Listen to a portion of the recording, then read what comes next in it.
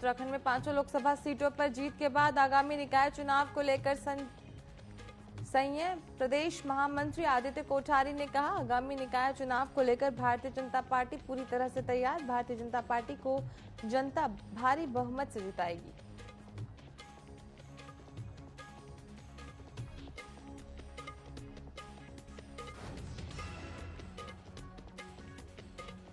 मसूरी में फूली फिल्म को लेकर छात्राओं में उत्साह। फिल्म के निर्माता, निर्देशक और कलाकारों को किया गया सम्मानित। फिल्म में एक युवा लड़की फूली को दिखाया गया, साथ ही संघर्षों और पढ़ाई के प्रति उसकी उत्सुकता को भी दर्शाती है।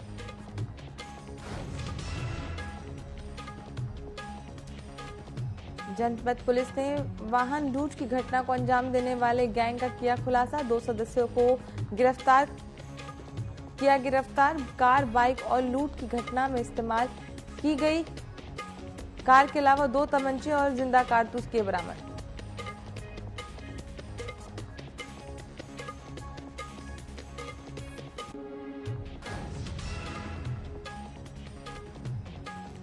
रुद्रपुर के बगबाड़ा चौकी से घर के बाहर खड़ी ट्रैक्टर ट्रॉली चोरी मामले का पुलिस ने किया खुलासा। चोरी की ट्रॉली बरामद कर 3 आरोपियों को किया गिरफ्तार। पकड़े गए आरोपियों में अनीश नागल हिस्ट्री सीटर में शामिल। अलग अलग मामले में 11 मुकदमे दर्ज।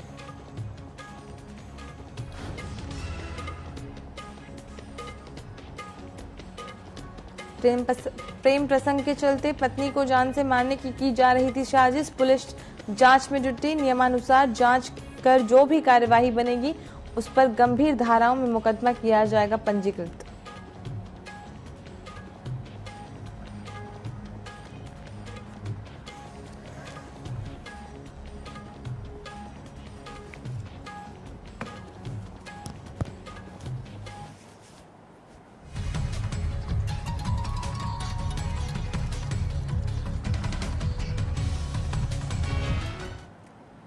नमस्कार, न्यूज अपडेट में आप सभी का स्वागत है। मैं हूं आपके साथ मधु। तो चलिए बढ़ते हैं खबरों की ओर।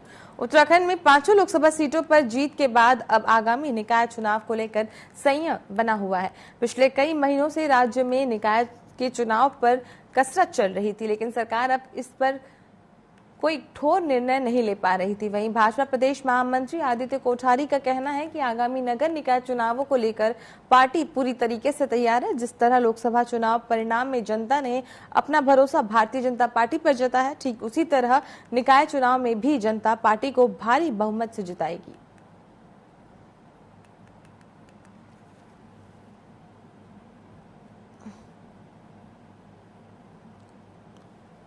भारतीय जनता पार्टी निकाय चुनाव को लेकर के पूरी तरह से तैयार है और जब भी राज्य चुनाव आयोग कार्यक्रम का शेड्यूल जारी करेगा उसके अनुसार पार्टी अपनी तैयारी अभी भी वर्तमान समय में भी कर रही है और उसके अनुसार जो भी कार्यक्रम रहेगा उसके अनुसार पार्टी पूरी तैयारी में है। और विधानसभा का बद्रीनाथ सीट पर और मंगलौर सीट पर जो उपचुनाव होना है उसकी भी संभावना है कि जल्दी 1 महीने के भीतर संभवतः वो चुनाव होने की संभावना लग रही है।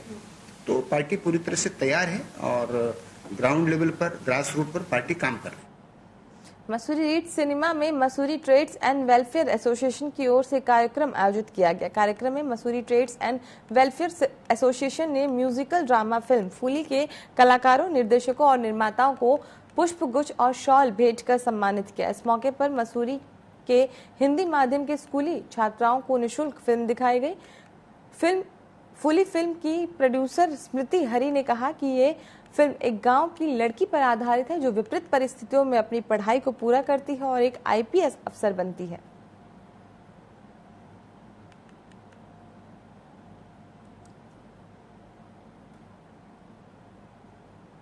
उत्तराखंड के लिए बहुत ही गर्व की बात है कि मसूरी में आज फूली मूवी का प्रथम शो प्रदर्शित किया गया। उत्तराखंड में बनी फिल्म और उत्तराखंड के हालातों पे बनी फिल्म, उत्तराखंड की पृष्ठभूमि पे बनी फिल्म फूली एक बहुत ही अच्छा संदेश देती है। किस प्रकार से बच्चे जो है, एक लड़की फूली नाम की बच्ची अपनी परेशानियों के सहित चुनौतीपूर्ण जिंदगी में किस प्रकार से विकास करती है, ऊंचे मकाम हासिल करती है और एक दिन आईपीएस ऑफिसर बनती है। प्राइमरी स्कूल है जहाँ से मैंने 1st से लेकर 5th तक पढ़ा है। तो वहाँ के जो ओनर है आशीष जगराल जी, वो सर को जानते थे, वही सर को लेके आए थे गांव में कि हम एक शॉर्ट फिल्म बनाएंगे, और अगर बच्चों को हमको मैसेज किया था ग्रुप में, व्हाट्सएप ग्रुप में, कि अगर तुम में से कोई एक्ट करना चाहता है तो आ सकता है। मैं तो छोटा सा रोल जो था उसे करने गई थी, मुझे लगा था कोई छोटा सा भी रोल मिल जाएगा, तो मैं तो उसी में खुश थी। तो मैं अपने पहाड़ की बच्चे की कहानी कहना चाहता था कि जो मेरे पहाड़ की बच्चे संघर्ष कर रही है, इवन तो बच्चे, कि वो इस फिल्म से ना प्रेरणा ले सके। और ये फिल्म पढ़ाई की बात करती है तो मैं चाहता हूँ कि बच्चे पढ़ने पे ध्यान दें, क्योंकि इतने सारे, मैं कई बार देखता हूँ, मजाक भी करता हूँ कि अभी हर बंदा इन्फ्लुएंसर बना बैठा है। तो डॉक्टर्स कब प्रोड्यूस होंगे, इंजीनियर्स कब प्रोड्यूस होंगे, साइंटिस्ट कब प्रोड्यूस होंगे? तो मैं, क्योंकि मेरा काम फिल्म मेकिंग का है, तो मैं फिल्म मेकिंग से कहना चाहता था इस फिल्म के माध्यम से बोल के कि भैया पढ़ना। उत्तराखंड के पहले खेल विश्वविद्यालय की स्थापना को लेकर खेल मंत्री रेखा आर्या ने अधिकारियों के साथ बैठक की। इस दौरान विश्वविद्यालय के निर्माण के लिए भूमि हस्तांतरण के मामले में कई जानकारियां दी गई। वहीं उन्होंने कहा कि विश्वविद्यालय के निर्माण के लिए 35 एकड़ भूमि की आवश्यकता है। यहाँ पर वन विभाग की भूमि उपलब्ध है, लेकिन यह भूमि सीए के अंतर्गत आती है। वहीं उन्होंने कोई और जगह ढूंढने को लेकर आदेश दिए। देखिए, आज की बैठक का उद्देश्य जो है वो माननीय मुख्यमंत्री जी की घोषणा है कि प्रदेश में एक स्पोर्ट्स यूनिवर्सिटी हम लोग खोलेंगे। उसी के निमित्त जो है आज की बैठक ली गई है। पूर्व में विभाग ने स्पोर्ट्स यूनिवर्सिटी को लेकर, जहां हमारा इंदिरा गांधी अंतर्राष्ट्रीय क्रिकेट स्टेडियम बना हुआ है, उसी से लगती हुई 35 एकड़ की भूमि है जो विभाग ने चिन्हित करी थी, जिसके हस्तांतरण को लेकर कई दिक्कतें आ रही थी, जिसको लेकर आज की बैठक जो है वो चीफ सेक्रेटरी के साथ में और संबंधित वन विभाग के अधिकारियों के साथ में, शासन के अधिकारियों के साथ में और जिले के जिलाधिकारी और डीएफओ के साथ में बैठक की गई है, जिसमें इस बात के लिए साफ साफ निर्देशित किया है कि हमें स्पोर्ट्स यूनिवर्सिटी हर हाल में हमें हल्द्वानी में माननीय मुख्यमंत्री जी की घोषणा के निमित्त भी खोला जाना है, और प्रदेश हित में भी, युवाओं के हित में भी ये बहुत आवश्यक है, जिसके लिए सीए लैंड के लिए जिलाधिकारी को निर्देशित कर दिया है।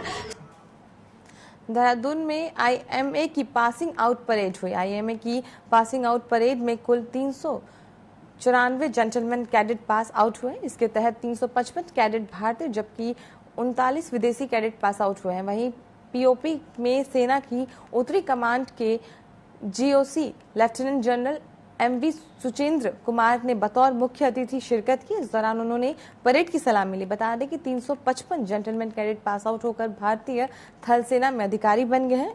साथ ही मित्र राष्ट्रों के 39 कैडेट मित्र राष्ट्रों के भी पास आउट हुए हैं। पासिंग आउट परेड के दौरान सभी जेंटलमैन कैडेट पर हेलीकॉप्टर की मदद से फूलों की बारिश की गई। वहीं परेड में जेंटलमैन कैडेट का जोश देखते ही बन रहा था।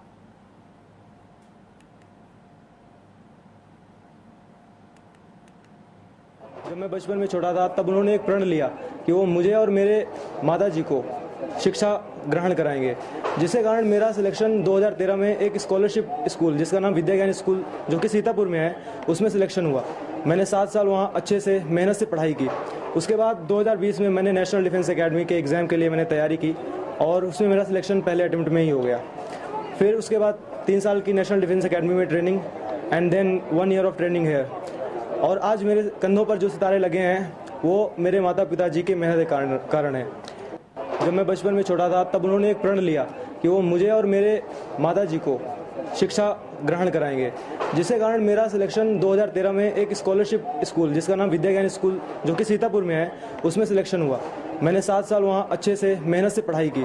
उसके बाद 2020 में मैंने नेशनल डिफेंस एकेडमी के एग्ज़ाम के लिए मैंने तैयारी की और उसमें मेरा सिलेक्शन पहले अटेम्प्ट में ही हो गया। फिर उसके बाद 3 साल की नेशनल डिफेंस एकेडमी में training and then 1 year of training है। और आज मेरे कंधों पर जो सितारे लगे हैं वो मेरे माता पिताजी के मेहनत के कारण है।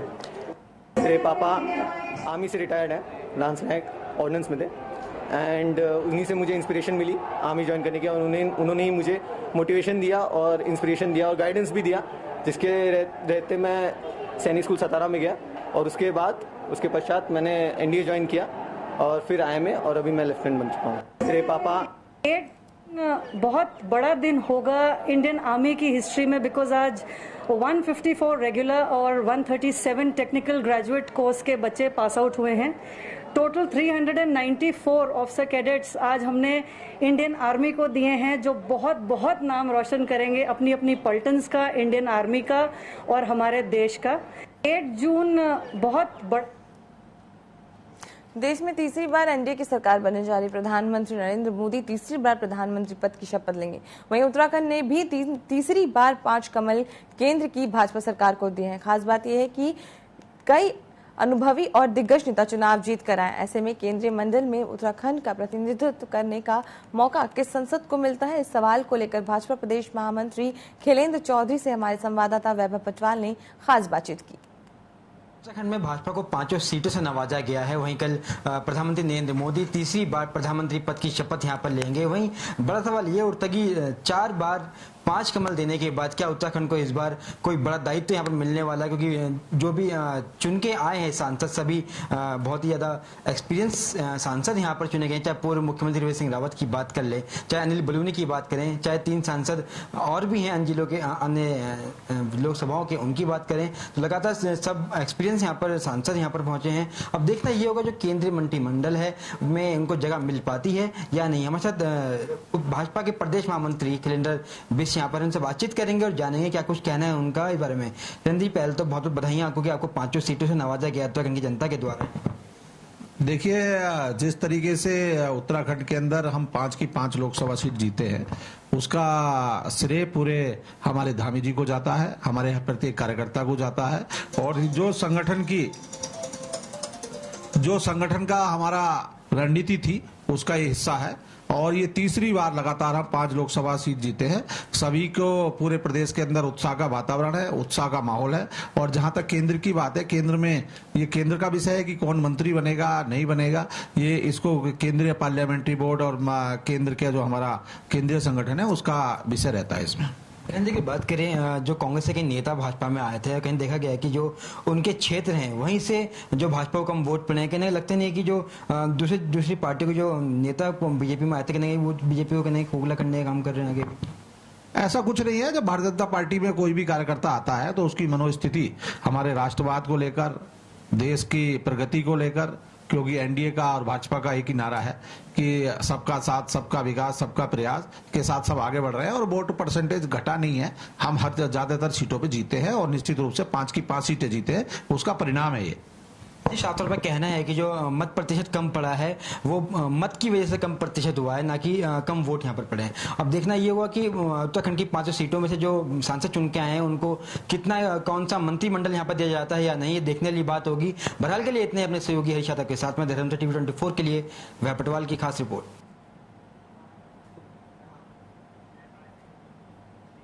उधम सिंह नगर में पुलिस ने अवैध असहाल के साथ पुलिस बल पर वाहन लूट की घटना को अंजाम देने वाले गैंग का खुलासा किया है। पुलिस ने गैंग के 2 सदस्यों को गिरफ्तार किया, जिसके कब्जे से 2 कार, 2 बाइक और 2 तमंचे और जिंदा कारतूस बरामद किए गए। आरोपी ने तमंचे के बल पर कोतवाली और सिटकुल चौकी क्षेत्र में लूट की घटना को अंजाम दिया था।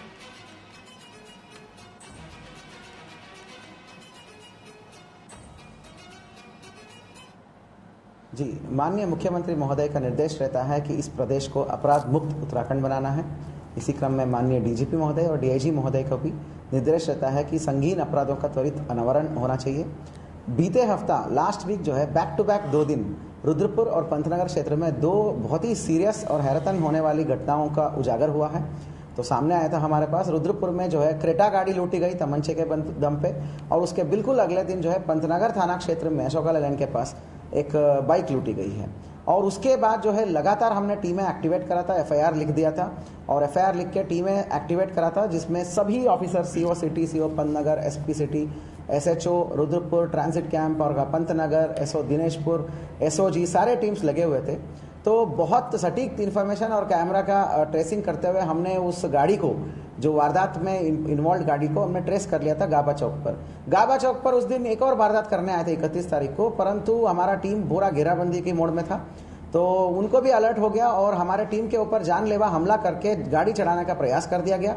तो एक तरीके से पुलिस मुठभेड़ की एक चीजें हो गई उस दिन, और उसी दिन एक आदमी वहां पे उस घेराबंदी में पकड़ा भी गया है। तो उस दिन को उस टाइम एक आदमी पकड़ा गया था। तो कुल मिला के 3 वारदात इन्होंने 3 दिन में कर दिए थे। तो लगातार उसके बाद जो है हमने विभिन्न टीमें बना के इस पर काम कर रहे थे। आज इस घटना का सफलतापूर्वक अनावरण हुआ है। तो पहले तो एक मेन अभियुक्त तो अभी अरेस्ट हो ही गया था। तो अब पंजाब बेस्ड 2 अभियुक्त हैं, उनको पंजाब तक ट्रेस करके वहां से पीछा करते करते हमारी टीम ने वापस यहाँ पर रुद्रपुर थाना क्षेत्र में बिलासपुर बॉर्डर के पास हमने अरेस्टिंग किया है। रुद्रपुर के बगबाड़ा चौकी क्षेत्र में घर के बाहर खड़ी ट्रैक्टर ट्रॉली चोरी के मामले में पुलिस ने 3 आरोपियों को गिरफ्तार किया है। पुलिस ने आरोपियों के कब्जे से चोरी की ट्रॉली बरामद कर ली है। एसपी सिटी मनोज कतियाल ने खुलासा करते हुए बताया कि बगडोरा गांव में घर के बाहर खड़ी ट्रॉली को आरोपी ने चुरा लिया था। मामले की शिकायत के बाद पुलिस ने तत्काल मुकदमा दर्ज करते हुए मुखबिर की सूचना पर गुलर भोज रोड से हिस्ट्री शीटर समेत 3 आरोपियों को धर दबोचा। साथ ही घटना में प्रयुक्त बिना नंबर का ट्रैक्टर भी पकड़ा है।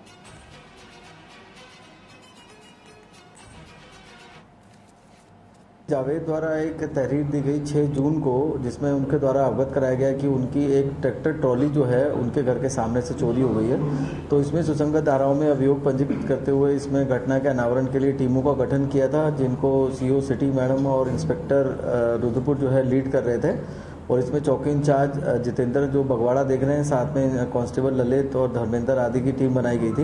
इन लोगों ने इलेक्ट्रॉनिक सर्विलेंस और मैनुअल इंटेलिजेंस गैदर करते हुए बहुत ही प्रोफेशनल पुलिसिंग करते हुए इसमें घटना में प्रयुक्त ट्रैक्टर और जो चोरी हुई थी वो ट्रॉली प्लस 3 इसमें अभियुक्तों को गिरफ्तार किया है।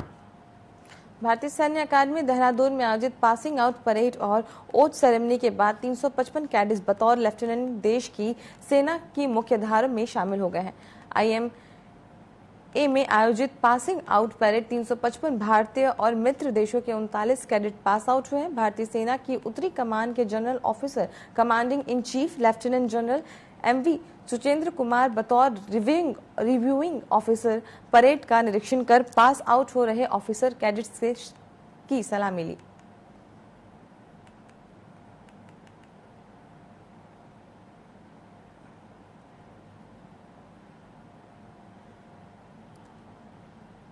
हरिद्वार में हर की पौड़ी कॉरिडोर का काम जल्द ही गति पकड़ेगा। नई फर्म के बाद इसकी कवायद शुरू हो गई है। गढ़वाल आयुक्त ने बताया कि UGBI नाम की समिति बनाई गई है, जिसमें नई काउंसलिंग फर्म की नियुक्ति हो चुकी है। उन्होंने कहा कि कंपनी परियोजनाओं की DPR तैयार करने और हितग्राहकों के साथ समन्वय का काम शुरू करेगी। इसके अलावा हर की पौड़ी के आसपास सर्वे का काम लगातार चल रहा है।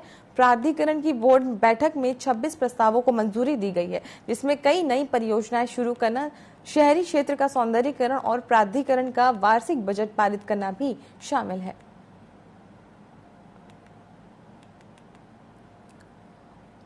UIDB एक नई संस्था बनी है और उसकी तरफ से जहाँ तक मुझे भी जानकारी है कि उसमें कंसल्टेंट की नियुक्ति हो चुकी है और बहुत जल्दी अब वो आएगी यहाँ पर। और सबसे पहला जो उसमें प्राथमिकता रखी गई है वो है स्टेक होल्डर कंसल्टेशन। पहले भी हम लोगों ने लगातार इस चीज़ को यहाँ के हरिद्वार के जो हमारे सम्मानित नागरिक गण हैं उनको बताया गया है, स्टेक होल्डर्स को, कि कोई भी प्रोजेक्ट बिना उनके परामर्श के, बिना उनके सुझाव के नहीं किया जाएगा। उनके जो भी चिंताएं हैं, आशंकाएं हैं, उसका पूरा समाधान होगा, उनसे विचार विमर्श होगा, क्योंकि ये प्रोजेक्ट उन्हीं के लिए बन रहा है, यहाँ के लोगों के लिए ही, यहाँ के पर्यटन को, तीर्थाटन को बढ़ावा देने के लिए बन रहा।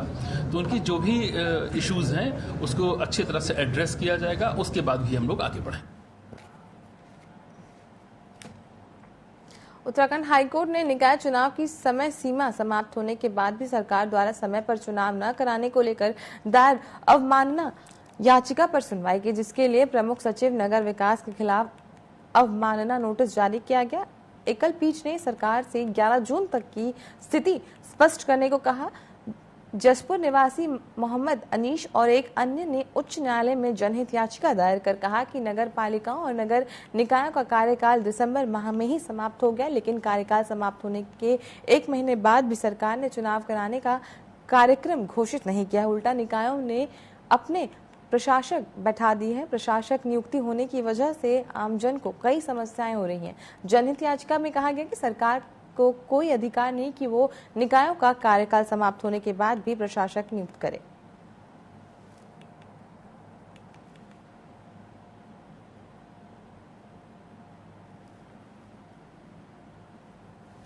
विद्वान एडवोकेट जनरल जो है उनके द्वारा स्टेटमेंट आया था कि जो कानून है जिसमें कि 6 महीने से ज्यादा प्रशासकों के कार्यकाल को हम नहीं बढ़ा सकते, तो हम इसी 6 महीने के दौरान यानी 2 जून से पहले करा लेंगे।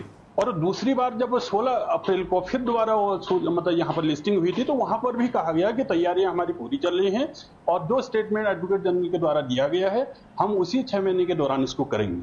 लेकिन ये बड़े आश्चर्य की बात है, इवन ये तो एक संवैधानिक संकट है, तो आज माननीय न्यायालय में एक अवमानना याचिका दाखिल इसी आशय से की गई कि ये तो संवैधानिक संकट है।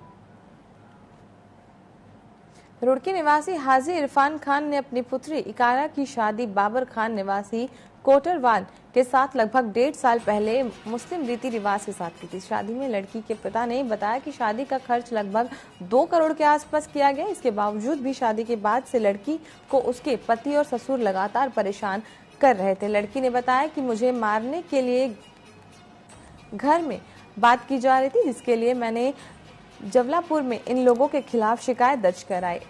इस घटना पर ज्वालापुर सीओ शांतनु परासर ने कहा कि नियम अनुसार जांच कर जो भी कार्रवाई बनेगी उस पर गंभीर धाराओं में मुकदमा दर्ज किया जाएगा।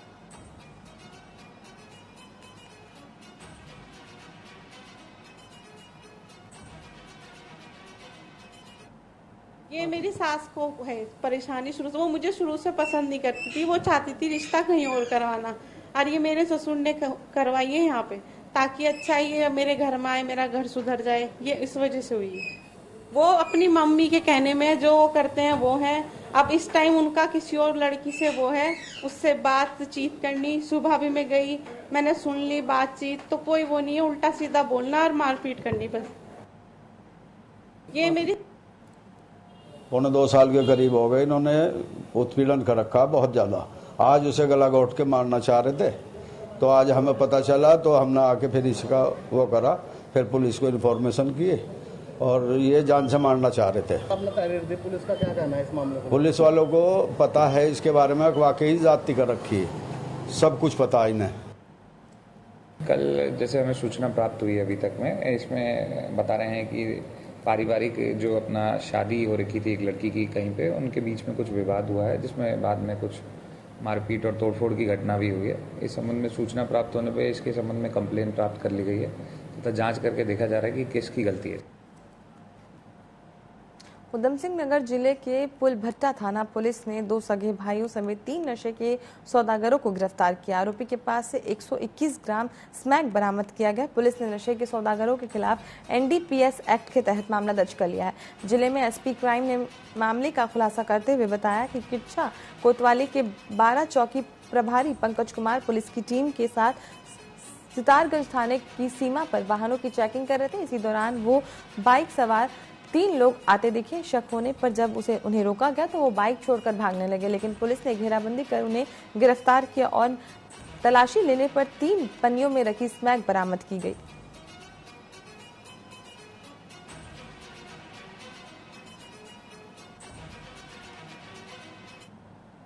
थाना पुलभट्टा की टीम को एक बहुत ही अच्छी उपलब्धि मिली है। 3 अभियुक्त जो है ये थाना नानकमत्ता और थाना सितारगंज से इसमें गिरफ्तार हुए हैं। लखविंदर सिंह, सरताज सिंह और स्वरण सिंह। तो इसमें लखविंदर सिंह और स्वरण सिंह जो है दोनों भाई है और थाना नानकमत्ता के निवासी हैं। इन 3 अभियुक्तों को हमने लगभग 124 ग्राम स्मैक के साथ बरामद किया है, जिसकी अंतर्राष्ट्रीय बाजार में लगभग अनुमानित कीमत जो है 5 लाख से भी अधिक है। तो इसमें जो है पूरी टीम की जो नेतृत्व कर रहे थे सीओ सितारगंज, इन्होंने किच्छा में भी एक बाइक की अच्छी रिकवरी करी है और पुलभट्टा में नशे के ऊपर एक कड़ा प्रहार किया है। तीनों अभियुक्तों का अभी तक आपराधिक इतिहास सामने नहीं आया है, लेकिन इसके बारे में और गहनता से जानकारी की जा रही है और खंगाला जा रहा है। इनके कब्जे से 124 ग्राम स्मैक के साथ साथ 2 मोटरसाइकिल और 3 मोबाइल भी हमने बरामद किए। पूरी थाना पुलभट्टा की टीम को मैं बधाई देता हूँ, शुभकामनाएं देता हूँ और एसएसपी उधम सिंह नगर महोदय की ओर से 2000 रुपए का कैश अवार्ड भी टीम को घोषित किया। हरिद्वार के सिडकुल में कर्मचारियों के शोषण के खिलाफ भारतीय मजदूर संघ ने मोर्चा खोल दिया। शनिवार को बड़ी संख्या में बीएमएस से जुड़े कर्मचारियों ने सहायक श्रम कार्यालय का घेराव किया। घेराव से पहले विरोध मार्च निकाला गया और अधिकारियों को ज्ञापन सौंपकर मजदूरों का शोषण करने वाली फैक्ट्रियों के खिलाफ कड़ी कार्रवाई की मांग की गई। इस दौरान यूनियन के प्रदेश महासचिव ने कहा कि सरकार द्वारा निर्धारित न्यूनतम मजदूरी नहीं दी जा रही है। फैक्ट्रियों में अप्रशिक्षित मजदूरों से मशीनें चलवाई जा रही जिससे दुर्घटनाएं हो रही हैं। उन्होंने फैक्ट्री के खिलाफ 1 सप्ताह के अंदर कार्रवाई करने की मांग की है और मांग पूरी नहीं होने पर उग्र आंदोलन की चेतावनी दी है। कि यहाँ बहुत शोषण यहाँ पूरे सिडकुल क्षेत्र में कर्मचारियों का हो रहा है, उन्हें कोई न्याय नहीं मिल रहा। काफ़ी लंबे समय से श्रमिक परेशान हैं। उनसे आज श्रमिकों से फैक्ट्री प्रबंधन द्वारा मशीनों पर कार्य कराया जा रहा है, जो ठेके के मजदूर हैं, जो कि गैर कानूनी हैं, उनसे मशीनों पर आप काम नहीं करा सकते, जिससे उनके साथ हादसे होते हैं। फिर वो गरीब मजदूर यहाँ आता है श्रम कार्यालय, उन्हें कोई न्याय यहाँ से नहीं मिलता। सरकार द्वारा निर्धारित न्यूनतम वेतन जो भारतीय मजदूर संघ के कड़े संघर्ष के बाद और सरकार के सहयोग से 25% बढ़ा, आज जो अप्रैल से मिलना था वो आज तक नहीं मिल रहा है। उसमें जो भी हमारे पास शिकायत आ रही है, श्रमिकों की शिकायत आ रही है, उसकी हम प्रॉपर तरीके से जांच कर रहे हैं और जांच के क्रम में जो भी अगर उल्लंघन पाया जाता है तो उस पर हम नियमानुसार कार्रवाई हेतु, ठीक है ना, अनुमति विभागीय अनुमति प्राप्त करके उसमें हम उसमें निरीक्षण करके नियमानुसार विधिक कार्रवाई सुनिश्चित करेंगे। न्यूज अपडेट में फिलहाल के लिए इतना ही। आप बने रहें TV24 के साथ। नमस्कार।